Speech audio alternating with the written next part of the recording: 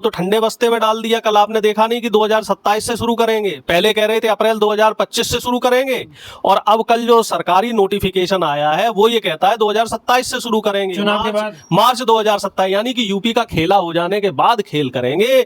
और वो आंकड़े कंपाइल होते होते हमें लग रहा है कि लोकसभा चुनाव भी निकल जाएगा। नमस्कार, स्वागत है आपका। मेरा नाम है विपिन बेबाक। हमारे साथ मौजूद हैं प्रोफेसर अरुणेश यादव, कांग्रेस के वरिष्ठ नेता हैं।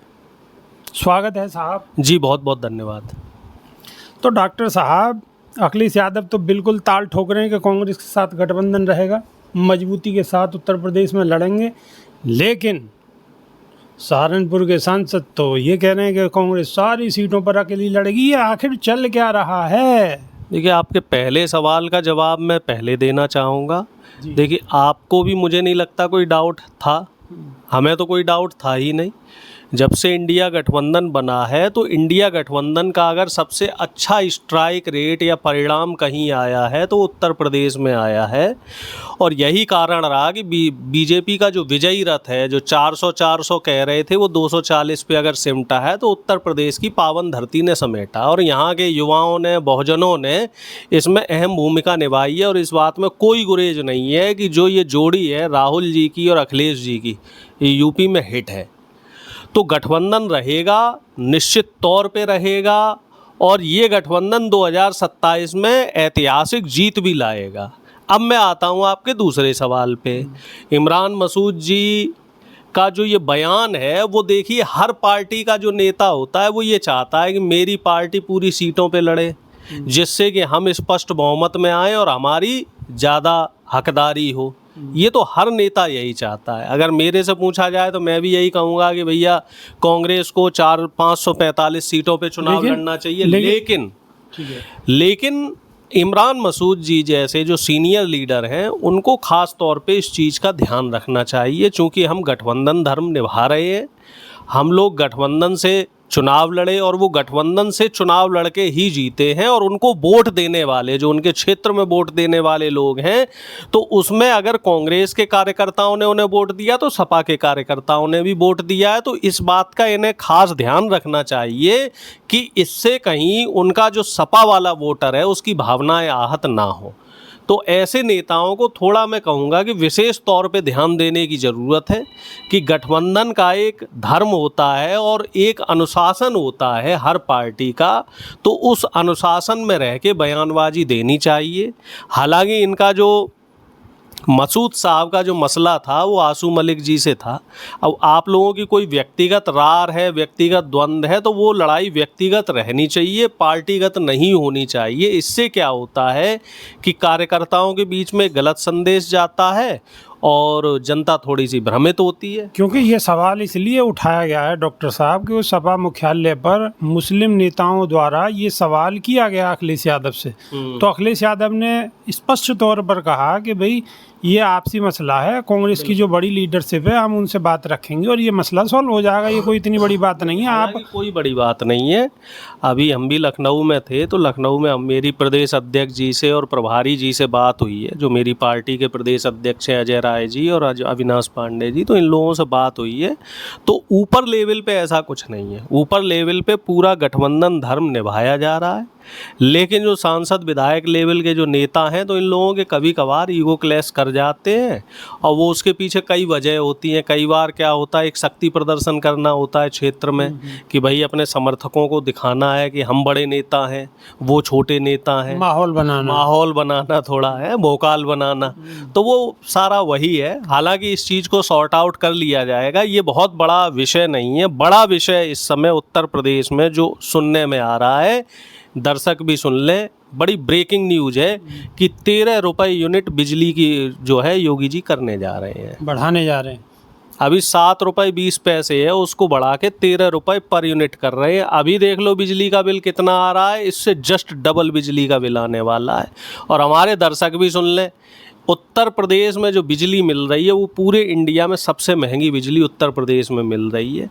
तो मसले ये हैं। नौकरियां योगी जी नहीं दे रहे हैं। 2 लाख नौकरियों का ट्वीट किया था, वो ट्वीट डिलीट कर दिया योगी जी ने। ये एक बड़ा सवाल है। पुलिस की भर्तियां जो हुई हैं, अभी तक उनकी जो ट्रेनिंग है वो शुरू नहीं करी है। कब उनकी ट्रेनिंग आप शुरू करेंगे, कब उनको ज्वाइनिंग देंगे, ये एक बड़ा सवाल है। अब जाति जनगणना का जो मुद्दा वो तो कहीं ना कहीं छीन लिया, ठंडे बस्ते में डाल दिया। वो तो छीन लिया, उन्होंने घोषणा कर दी कि जाति जनगणना होगी। नहीं, वो तो ठंडे बस्ते में डाल दिया। कल आपने देखा नहीं कि 2027 से शुरू करेंगे, पहले कह रहे थे अप्रैल 2025 से शुरू करेंगे, और अब कल जो सरकारी नोटिफिकेशन आया है वो ये कहता है 2027 से शुरू करेंगे, चुनाव के बाद, मार्च 2027, यानी कि यूपी का खेला हो जाने के बाद खेल करेंगे। और वो आंकड़े कंपाइल होते होते हमें लग रहा है कि लोकसभा चुनाव भी निकल जाएगा, क्योंकि 1 साल तो लगेगा जनगणना होने में। काम पे लगा देगी सरकार सबको। 150 करोड़ की जनसंख्या है हमारे यहाँ लगभग, मोटा मोटी लोग कह रहे हैं 146 करोड़ है, तो 150 करोड़ के आसपास है। उनको गिनने में कम से कम 1 साल लग जाएगा, ज्यादा भी लग सकता है। हाँ, पब्लिक काम पे लगा दी इन्होंने कि आपस में भिड़ते रहो, आपस में गफलत मचाते रहो। जैसे महिला बिल सरकार ने 2029 तक के लिए लटका दिया कि साहब जब परिसीमन होगा उसके बाद महिला बिल लगेगा। अब जाति जनगणना होगी, उसके बाद परिसीमन होगा, उसके बाद महिला बिल लगेगा। ये वही कहावत हो गई, आपने भी सुना होगा कि ना नौमन तेल होगा और ना राधा नाचेंगी। तो ये काम हमारी बीजेपी की सरकार कर रही है। जो काम इन्हें नहीं करना होता है वो काम ये लोग लकड़बग्गे की पूंछ में अटका देते हैं, मतलब उसे कहीं ना कहीं फंसा देते हैं उस काम को। जिस काम को करना है उसे तुरंत कर देंगे। लेकिन आपके लिए तो बढ़िया मौका है ना, चुनाव में आप इसी बात को सबसे आगे रखेंगे। हमारे लिए मौका नहीं है, हमारा तो ये मुद्दा है। राहुल गांधी जी, नहीं देखिए, दोनों में देखो फर्क है। आप पत्रकार हैं तो आप बात को पकड़ते हैं, लेकिन दोनों बातों में फर्क है। ये मौके की बात नहीं है, ये इस देश की जो 90% आबादी है, जिसमें हम आप लोग भी आते हैं, हम भी पिछड़े समाज से आते हैं। तो जो पिछड़ा समाज है, अति पिछड़ा समाज है, दलित है, शोषित है, वंचित है, जो देश की 90% आबादी है, तो न्याय योद्धा राहुल गांधी जी ने साफ तौर पे कहा है कि सत्ता में आए या ना आए, लेकिन जो ये सोशल जस्टिस की लड़ाई है, जो सामाजिक न्याय की लड़ाई है, जो 90% जनता की लड़ाई है, उस लड़ाई को राहुल गांधी जी आजीवन लड़ते रहेंगे। जो सपना मान्यवर कांसीराम जी ने देखा था समता मूलक समाज का, जो सपना बाबा साहब भीमराव अंबेडकर ने देखा था, जो सपना सावित्रीबाई फुले, बाबा जो ज्योतिबा फुले इन्होंने देखा था, उस सपने को अब राहुल गांधी जी ने कहा है कि हम साकार करके दिखाएंगे, चाहे सरकार में रहें चाहे सरकार में ना रहें। और यही जो लाइन है, इसी लाइन पे इंडिया गठबंधन की नींव रखी गई है। अखिलेश यादव जी भी इसी लाइन को पकड़े हुए हैं। वो भी 2017 से कह रहे हैं कि जितनी आबादी उतना हक। बिहार में तेजस्वी जी जाति जनगणना करवा चुके हैं, तेलंगाना में जाति जनगणना हो चुकी है, लेकिन अखिलेश, कर्नाटक में जाति जनगणना हो रही है। ठीक है। एक सवाल और बनता है जी, राहुल गांधी ने बिहार की जाति जनगणना पर भी सवाल उठाए, आपको याद होगा। उन्होंने कहा दरअसल उसका इम्प्लीमेंटेशन नहीं हो पाया। जाति जनगणना होने के बाद नीतीश सरकार ने समर्थन वापस ले लिया और बीजेपी के साथ आ गए, और जो इम्प्लीमेंटेशन नौकरियों में होना चाहिए था, 65% ओबीसी आबादी है तो ओबीसी को 65% आरक्षण मिलना चाहिए था, वो इम्प्लीमेंटेशन नीतीश जी ने नहीं किया, वो क्रियान्वयन नहीं हो पाया। इस वजह से राहुल जी ने सवाल उठाए हैं कि ये जाति जनगणना। लेकिन तेजस्वी यादव तो ताल ठोकते हैं। नहीं, तेजस्वी जी जब तक सरकार में थे तब तक बम्पर नौकरियां दी गई, 4 लाख नौकरियां दी गई, लेकिन सरकार से जाने के बाद जाति जनगणना पे भी 2 ताल ठोकते हैं। देखिए, वो अपनी जगह ठीक, और राहुल गांधी सवाल उठाते हैं। सवाल नीतीश जी से उठाए गए, सवाल कभी उस जाति जनगणना की मंशा पे नहीं उठाए गए। सवाल ये उठाए गए कि जो जनगणना हुई उस जनगणना को आगे इम्प्लीमेंट क्यों नहीं किया गया, धरातल पे क्यों नहीं लगाया गया, जैसे तेलंगाना में लगाया गया है। तेलंगाना का जो जाति जनगणना का मॉडल है उसकी पूरी दुनिया तारीफ कर रहा है, और अब उसके जो रिजल्ट हैं वो आने वाले 10 साल में वहाँ के जो लोग हैं उनके बीच में आपको देखने को मिलेंगे। क्या बेहतरीन जाति जनगणना तेलंगाना में की गई है।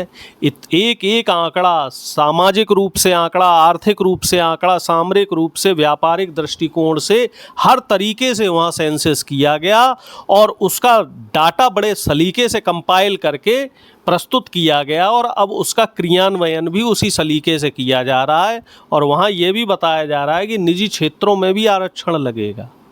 सरकारी नहीं, निजी क्षेत्रों में, प्राइवेट फैक्ट्रीज में, प्राइवेट कंपनीज में, सब जगह ये लगेगा।